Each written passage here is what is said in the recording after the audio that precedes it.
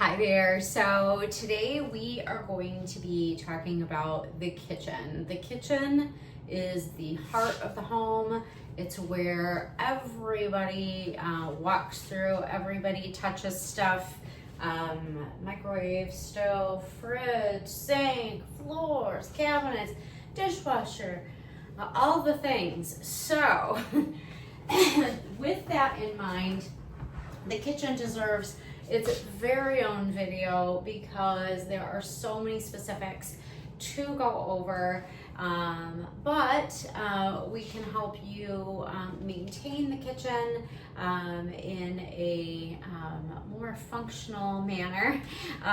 So let's dive in. So I've got a little cheat sheet I'm referring to. So if you have watched the other video with our essential steps of cleaning, you're going to refer to that as far as where we get started. So if you've watched that, you know our very first step is always high dusting. So we're gonna go ahead, and I am not actually going to do all the steps on this video. We're gonna just talk about it. I'm gonna plug some little info on our screen as I go back and edit and add some fun stuff in. So, but I'm just gonna go ahead and discuss it. Now, if you have any questions, please, dive into the comments, reach out to the team, let us know how we can assist and help and answer questions going forward. But the essential, if you've never ever professionally cleaned a kitchen, your clients are going to want a certain level of perfection in the kitchen. They are going to want to see it gleaming from top to bottom. They are going to want to, I always say that I operate on a wow factor. I want my clients to walk into whatever area that I have cleaned, and I want them to walk in and say, wow. I also say that I operate on a $100 tip factor. I have gotten $100 tips before, and I always treat every client like they are going to give me a $100 tip, even though it doesn't happen very frequently, but it has happened with multiple clients.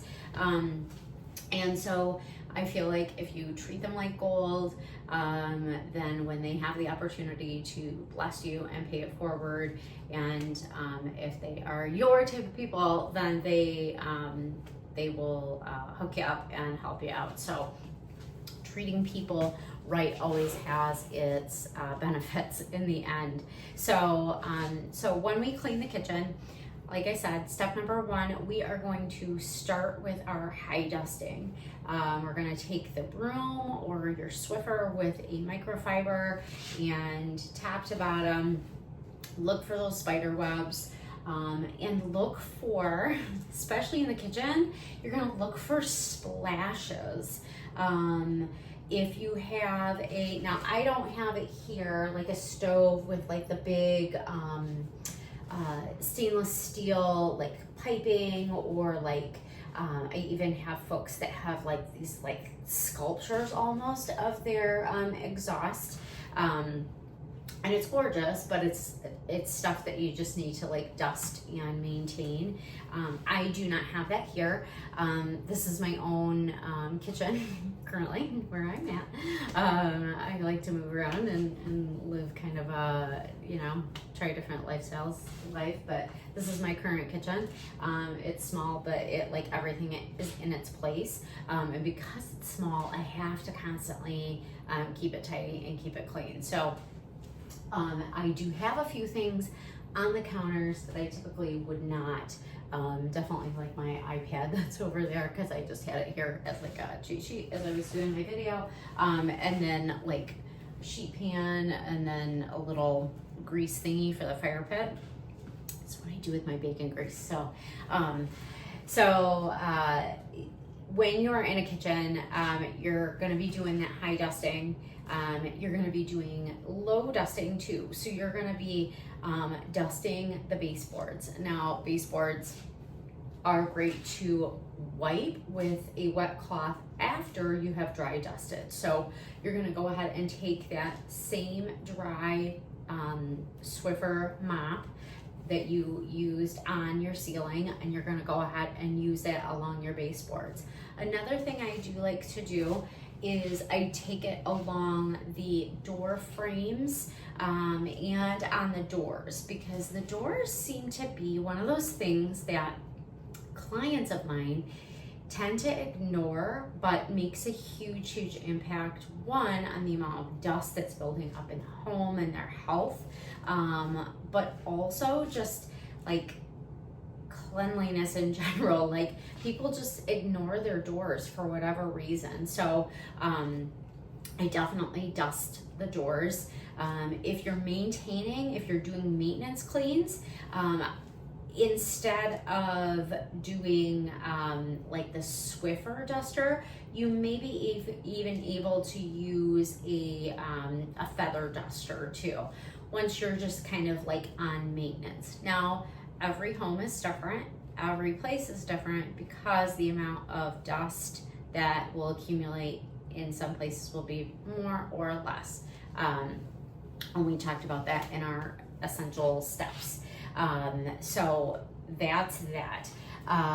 So then you are going to polish the cabinetry. Now, you don't have to necessarily do like top to bottom wood polish every single time for the same client. It might just be a situation where you are looking for high touch spots to essentially like sanitize, but then also make sure that after you've sanitized any like let's say you found a like grease spots or whatever. So typically what I will do with my cabinets is I use my degreaser recipe. If you need the degreaser recipe, it is free online. I can get you that link. And it's super simple, but I use that on my cabinets, and I just put a little bit on a microfiber cloth or a like washable disposable cloth, depending on the level of grime. If I come into a home and it is very way above my level of filth that I like, that like regular maintenance clients typically have, if it's like a first time person and they've got, it's really intense,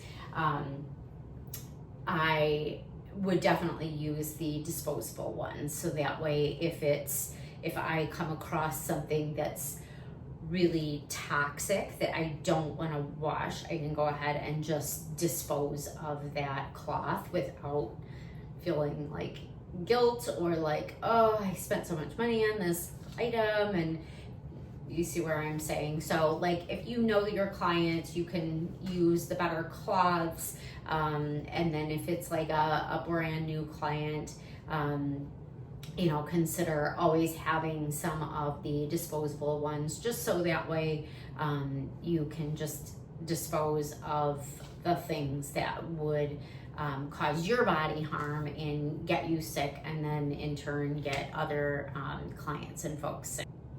The cabinets, I only do the outside. I'm not talking about the inside. And then this training is just a standard clean versus a move in, move out clean.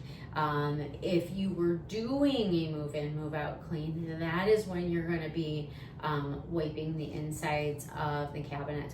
Or if your client wants you to clean that way, as like a, you know, one-time deep clean kind of a thing, you can adjust your pricing and charge accordingly, and you know, figure that out how you want to operate and do that.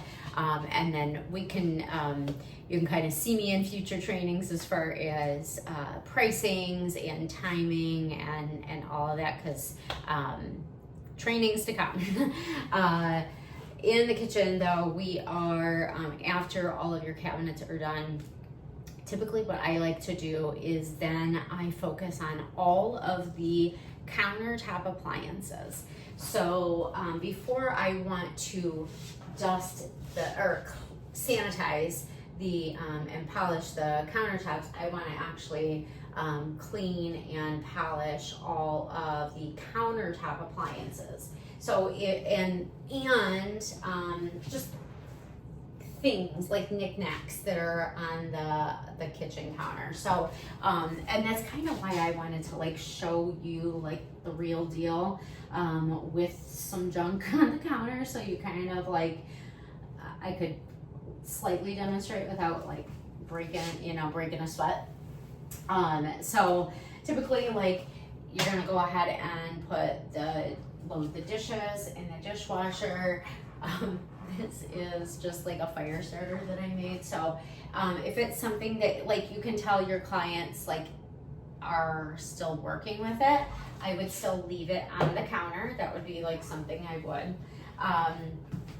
There's like, it's over here, so I would probably put it in the right spot. This is one of those spoon rests, so those typically are gonna go on the stove. So I like to just kind of like not reorganize, but put things in the place that they are supposed to be. Dirty dishes go in the dishwasher. If you can top it off, you can start the dishwasher. If you are still there when the dishwasher is done and you have enough time, or client is willing to pay for the time, if you would like to put the dishes away. Typically, I recommend for clients to put their own dishes away. The reason is they can do it like that. We cannot, because we don't live there and we don't know like where to put everything.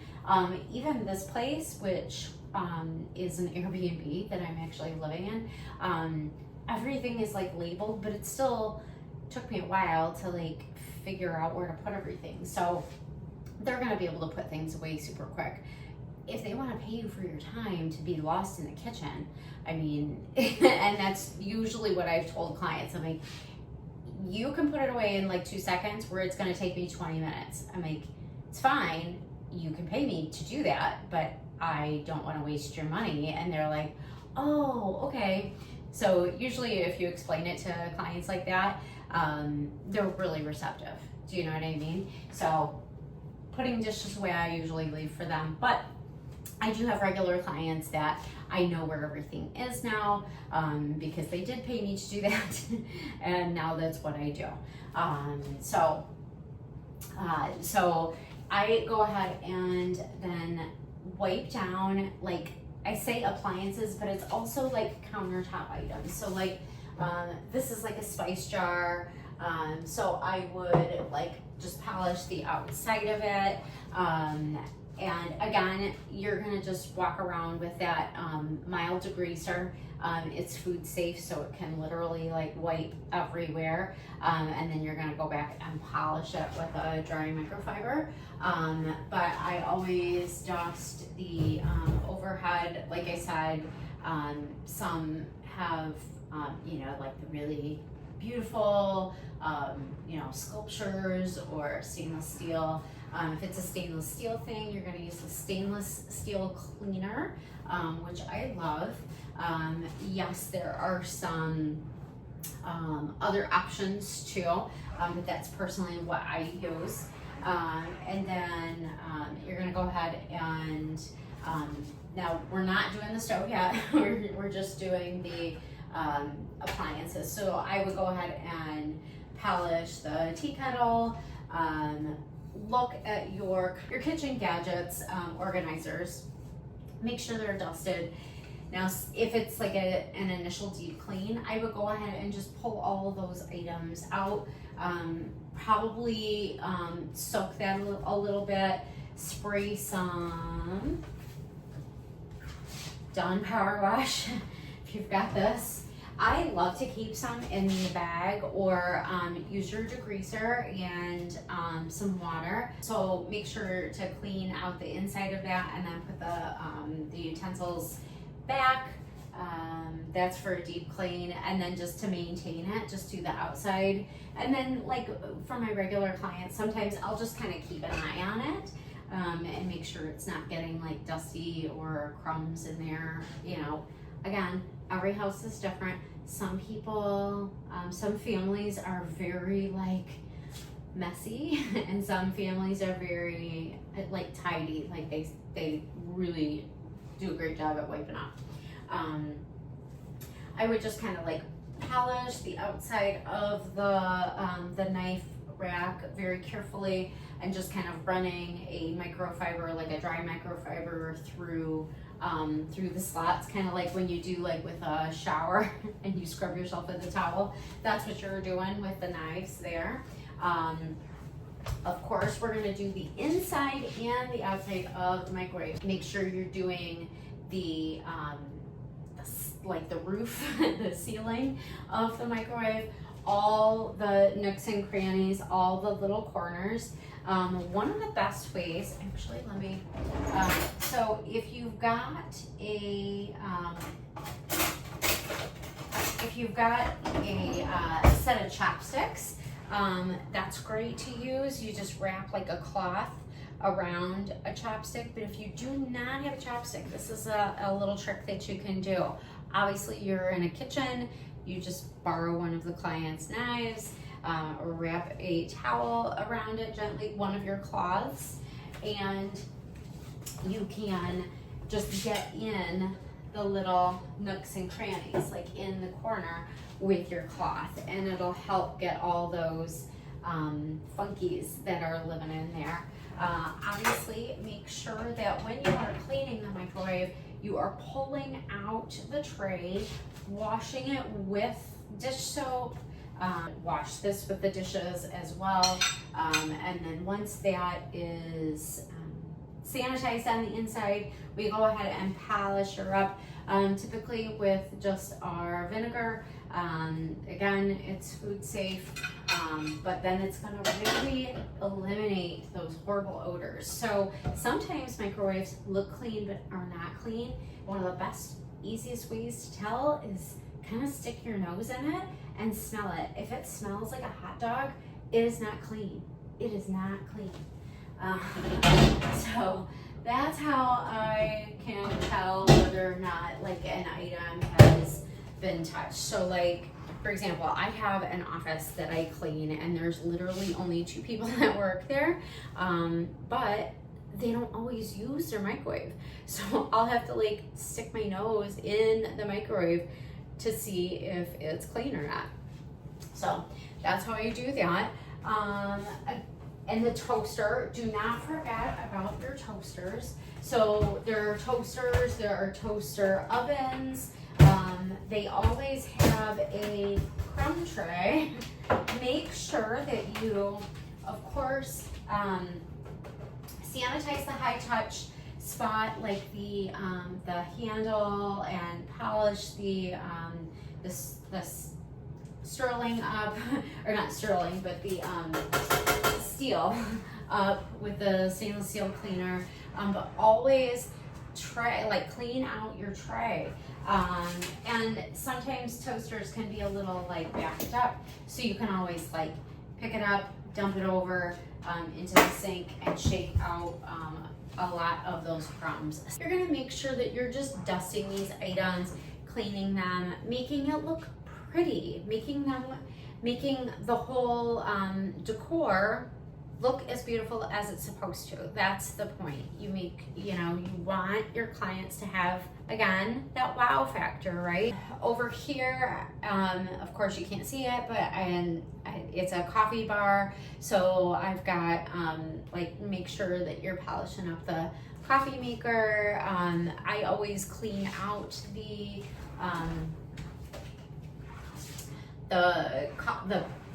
pieces and particles of the coffee maker, that you normally take off, and then just kind of dry it out on the inside, freshen it up, and again, wow factor, making it look very pretty and very much like unused and untouched as much as you can. And we always do, I don't have one here, but like your air fryer, pull that thing out, wash out the air fryer, and then put it back, polish the stainless steel on the top, make that look pretty, dust it, and just make sure there's no crumbs and it looks as nice and as new as it possibly can. If there's scratches on it, don't worry about those. That's on the client. You know what I mean? Like, they did not ask. They put those scratches there, so that's where they shall stay. You are there to move stains and things of that nature. I have just an electric stove. It's not the gas. So I would remove these trays. You know what? I'm gonna turn the light on in here, I think. That's a little bit better. Okay. Shadows are really, I'm not loving it right now. So, so this is just an electric one. I would typically remove the items from the top. Like these are my heavy pans that I just leave sitting here. But I would remove these heavy things, lift this up, pull the pans out, wash those in the sink, and then polish those up. Scrub that with my degreaser, polish it up with a microfiber and some vinegar, and then polish the front with microfiber and vinegar, and it's gonna kill any of the funky odors. You have a gas stove. What I typically do is I'll take the grates out. I very carefully walk them over to the sink. You do not want to drop one on your foot ever, ever, ever, ever. I carefully walk them over to the sink. I take I keep I call them blue scrubbies. They are a scouring pad, and they're non-scratch, so I don't have to worry about hurting items with them. So I take my blue scrubbies and I scrub the grates. Scrub daddies are also really great. You get those nice and wet, and then you scrub the grate just with your degreaser, and then rinse it off really well, but don't saturate those grates. That's not good for them. You want to keep them out of the water, like water saturation. You just scrub it with your degreaser and your scrub daddy or your blue scrubby, and then rinse it really great. Lay it on a towel to dry, and then once you have polished, because it's essentially like this type of material as well in there often, or sometimes it is a stainless, so it just depends on if it's stainless. I go ahead and just use a little bit of degreaser on some of the spots, like if there's grease spots or cooked on egg or cooked on baked on pancakes or whatever the heck it is. That's usually what I'll do. I'll take some degreaser very gently, the softer side of a sponge or a cloth. I don't use like the scratchy kind, because I just don't want to scratch anybody's very expensive stoves. I never want to have to replace anything like that. So I use I go soft as much as I can, and then if I have to step it up with a little bit more scratchiness, essentially, a little more texture, then I'll do that rather than starting strong. You can always add more, but you can't take stuff away once you've made a mistake. So so that's what I do with those.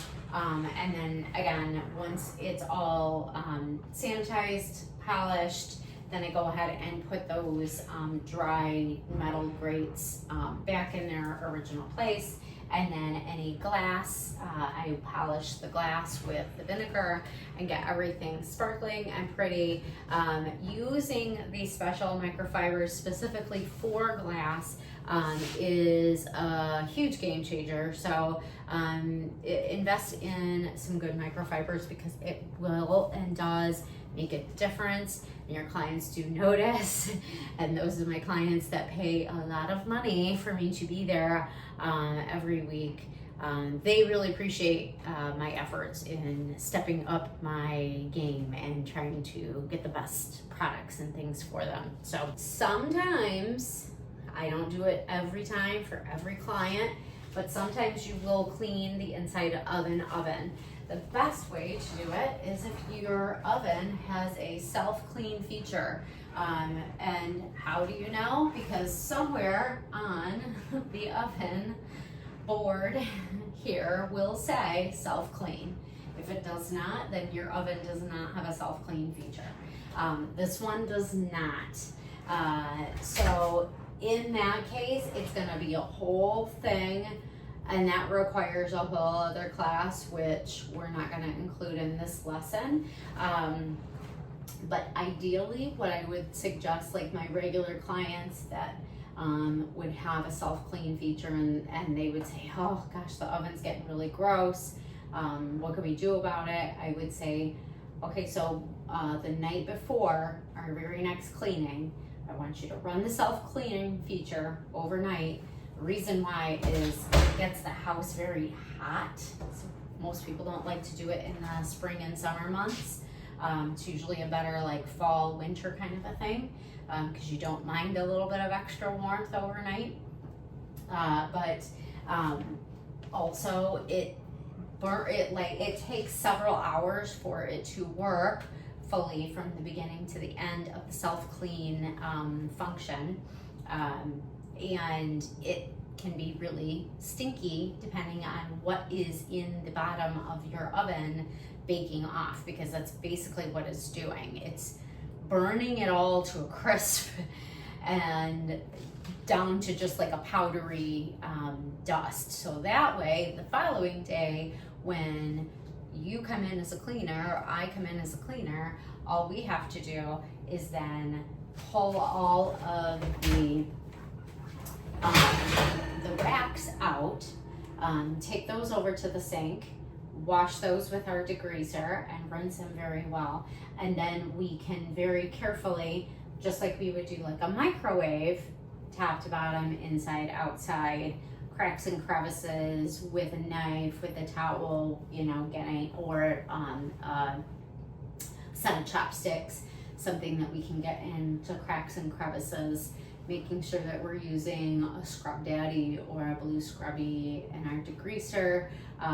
We're getting in there and getting all of the things. Now the degreaser should work pretty well. Another option too is to use a baking soda, and if you use like baking soda and peroxide, it's going to create kind of like a pasty but bubbly, and that is typically what I use because it is non-toxic. I do not like the toxic oven cleaners. I do not like toxic bleaches anywhere that I can help it. So that's typically how I would do ovens. I truly really don't do many not self-clean ovens at this point. Also do our sinks. So detailing the sink, that is the one place that I actually do pull the bleach scouring powder out for, and it's mostly just like in the cracks, like right around the sink, it can get really like gross. And then if your sink is like built up discoloration, that's when we would pull that out. So I might not use that like every single time in the same sink. Sometimes I might just use a degreaser and then sometimes the scouring powder. However, I do have clients that are very dead set against any scouring powder in their home, so I don't even bring it in. We just swap it out for baking soda. And then that's all I use, is I just use baking soda, and along with my degreaser, which is food safe. So just to add some grit into it and to try to get stains and whatnot out of the sink without creating any toxicity that might, like any residuals. Use your best judgment. Always be respectful of what the client is requesting, but also at the same time have your own standards. I want to keep my lungs healthy, so like I said, I do not use those super toxic oven cleaners, because I have tried them and I hate them and I really did not feel well after using it for an entire day. And if I were to do it day after day after day, I would not be able to continue my life in a comfortable way, and I definitely would not be able to continue doing my job. So in order to just maintain everything, I have chosen to not use those products, and I definitely recommend for you to find your own path and find what works for you. If you are being, respectful and honoring yourself and honoring your clients, I see nothing wrong with that, and I think that is a good moral code for a business owner to have, and standards to stick or to live by. But back to the sinks, we definitely are scrubbing it. We are getting all the stains out. We are detailing the entire faucet, the handle. We're detailing inside the garbage disposal as well. So what I recommend doing now, I have, this is my own cleaning brush that I keep in the kitchen just so I can clean in there, but you're gonna have some kind of cleaning brush, whether it is a retired toothbrush. To retire a toothbrush, all you gotta do is take an old toothbrush that you no longer need, you've upgraded to the next one, take your old one, stick it in the laundry with your hot towels, or dishwasher works too, sanitize it, and it's in business for a scrub brush. So you're gonna go ahead and take your degreaser, put that right in your garbage disposal, and just scrub really good with your brush. Run some water, run that garbage disposal, ta-da, it's done. And typically, like, I have pulled out the brush at clients and it's been like coated in like black stuff or chunks of all sorts of different meals and things. So people sometimes just forget to run their garbage disposal. They put a bunch of stuff down there, but they forget to run it. So just a weekly maintenance on that is great, but if it hasn't been done in a while, you might be scrubbing for a bit. And then just a regular maintenance should only be just a moment or two. So it's not so bad once you get it under control. So and then after I have sanitized the sink, I go ahead and just polish it up with a dry microfiber. Just again, wow factor, make it look pretty, shiny, sparkling. Put everything in its place. Have things in the places where they go, and tidy it and make it look like, if you were gonna take a picture of it, which if my clients are not home, especially when we are building rapport, I like to snap photos, kind of some befores and some afters, just so that way I can text them and send those pictures their way. Kitchen photos are usually the most noticeable difference because of all the things. And then let's not forget about our refrigerator. Again, this is an outside only thing, so we are going to dust from the very top, so make sure that that refrigerator probably has not been dusted. Now you can see I've got some magnets and some things. So typically I do not pull all the magnets down for people. I'll clean around it. But if they only have like a couple, I'll just pull them off, wipe the whole thing, and then put the magnets back up. But if they have a whole art collection, here I am working around it. I am not removing things and then trying to get things back into place. However, with that said, I have had regular clients that we've done that as like a one-day project kind of a thing. Oh, can you pull everything down and then we're gonna scrub everything? Sure. But I always make sure to get those high touch spots, like the handles, the area right here, right behind the handles, because those get really gross. Also make sure to get the top right there. Get these tracks of rubber, the rubber seal tracks. That is really yucky. And if I can, if the whole refrigerator is not falling out on me, because I've had that happen before, if it does, you really quick shut it and you just tell the client that there is an abundance of food, and without booking extra time, you don't have time to clean a whole refrigerator out. But if things are not falling out on you, then you can go ahead and just give a quick, I typically just a wipe right on the bottom in front of like the fruit drawer there, because little chunks, and then if you just see any little spots, just kind of wipe them up real quick. I am typically not at all of my clients, I'm not typically cleaning out the refrigerator every time. That's a bonus project that we might do. However, I do have one set of clients that we do whatever projects that they need done and work it out later. So it's not like a set in stone what we do kind of thing. And again, freezer, I would just do the seal at the top. Your freezer might be at the bottom. But I'm just gonna do the seal, the handle, and just basically like the outside of the door. Now also make sure that you look in like the grate at the bottom of the refrigerator, that little exhaust grate.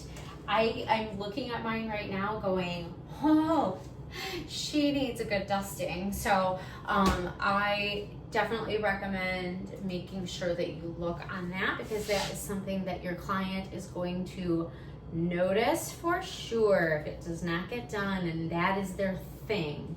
After we have done all of the appliances, all of the cabinetry, the stove, the sink, and pulled everything together, we're gonna go ahead and sweep and mop. And we discussed in the essential cleaning class the different floor types and essentially what you use, so refer to that as far as that goes. But kitchens are the room that always take me the longest. So if it's a very first time clean, and the folks, it depends on the situation, right? So like, for example, if it's a brand new clean and I walk in and they have me booked for 4 hours and that's all they're, wanting to pay, but I walk in and I can tell that the kitchen is going to take me at least 2 hours, which typically a kitchen is going to take me at the bare minimum an hour and 15 minutes at least, because of all the different surfaces. But typically they will take me, if there is any kind of scrubbing to do, If there are spots and stains and things like that, or lots of dusting or lots of anything extra, it's gonna take me upwards of 2, possibly 3 hours. So I always just get real with the client, have a not a come to Jesus moment, but just a moment where I'm very direct and clear and say, okay, well, I'm looking at this, I will tell you that your kitchen could take up to about 3 hours, possibly.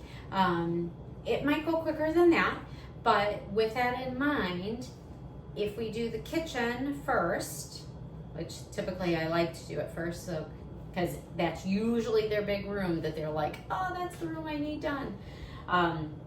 If we do the kitchen, I'll have time for one more room, one more small room, like a bedroom, not a bathroom. Bathrooms will take longer, especially if it's a situation like that. If the kitchen is that intense, the bathroom's likely going to be very intense too. So that's probably going to be a lot longer than it typically would for a first time deep clean. But if they just want me to, like, you know, do like a quick dust and vacuum of a living room that's normally maintained or something like that, we can kind of like squeeze that in. Just having those dialogues and knowing your cleaning times and knowing things like that. But as far as my personal experience with kitchens, they typically take me no less than an hour, top to bottom, to do everything.